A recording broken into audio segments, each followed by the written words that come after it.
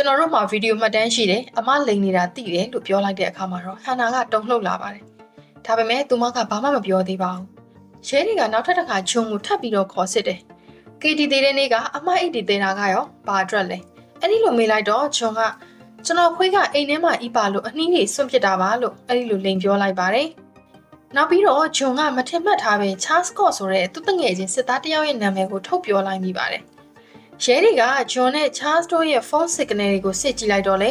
ကီတီရဲ့အလောင်းတွင်းတဲ့နေရာနားမှာတစ်ချိန်နဲ့ရှိနေခဲ့တယ်ဆိုတာကိုသိရပါတယ်။ဒါပေမဲ့ဖမ်းဖို့ကတော့တပ်တည်အနေနဲ့မလုံလောက်သေးပါဘူး။ နိုဝင်ဘာ 4 ရက်နေ့မှာခရစ်စတယ်စီကဖုန်းဝင်လာပါတယ်။ဂျွန်တယောက်ပျောက်သွားပြီလို့ပြောပါတယ်။စုံစမ်းစစ်ဆေးသူတွေကသူ့ကိုခြေရာစခံမိတဲ့အချိန်မှာတော့ဂျွန်ကဝေးလံတဲ့နေရာကိုရောက်လို့သွားပါပြီ။ပြည်နယ်အသစ်အိမ်အသစ်မှာသူ့ရဲ့အသက်18နှစ်အရွယ်ရီးစားအသစ်ဟန်နာနဲ့အတူထွက်ပြေးလွတ်မြောက်သွားပါတော့တယ်။ရဲတွေကတနိုင်ငံလုံးအတိုင်းအတာနဲ့လိုက်ရှာနေကြပါတယ်။နိုဝင်ဘာ 21 ရက်နေ့မှာဂျွန်ရဲ့ကားကိုအော်ရီဂွန်က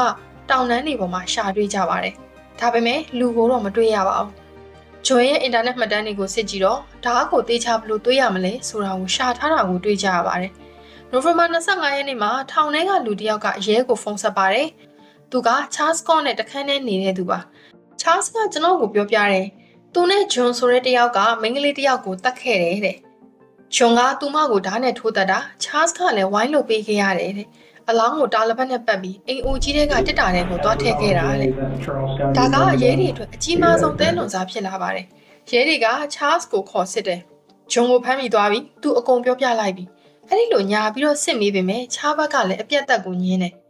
ချားစ်ကောဟာဂျွန်နဲ့အတူစစ်တပ်မှာတော့ကတာဝန်အတူထမ်းဆောင်ခဲ့မှုတဲ့တငယ်ချင်းတစ်ယောက်ဖြစ်ပါတယ်သူတို့နှစ်ယောက်ကအီရတ်စစ်ပွဲမှာစစ်မြေပြင်အတူတူထွက်ခဲ့မှုတဲ့အထီကိုရင်းနှီးခဲ့ကြတဲ့သူတွေပါ။ KT အသက်ခံရတဲ့ညမှာချားစ်ရဲ့ဖုန်းဟာအလောင်းတွေရဲ့အိမ်ဟောင်းကြီးနားမှာပဲဂျွန်ရဲ့ဖုန်းနဲ့အတူတူရှိနေတာကိုရဲတွေကရှာတွေ့ခဲ့ကြပါတယ်။ရဲတွေကချားစ်ကိုခေါ်ယူစစ်ဆေးတဲ့အခါမှာတော့သူက KT ကိုတခါမှမမြင်မှုကြောင်းနဲ့ဂျွန်မှာဒီလိုပြဿနာတွေရှိနေမှလည်းသူမသိကြောင်းကိုညင်းဆိုခဲ့ပါတယ်။နှစ်ပတ်လောက်ကြာတော့ဟန်နာမိဘတွေစီကဖုန်းဝင်လာပါတယ်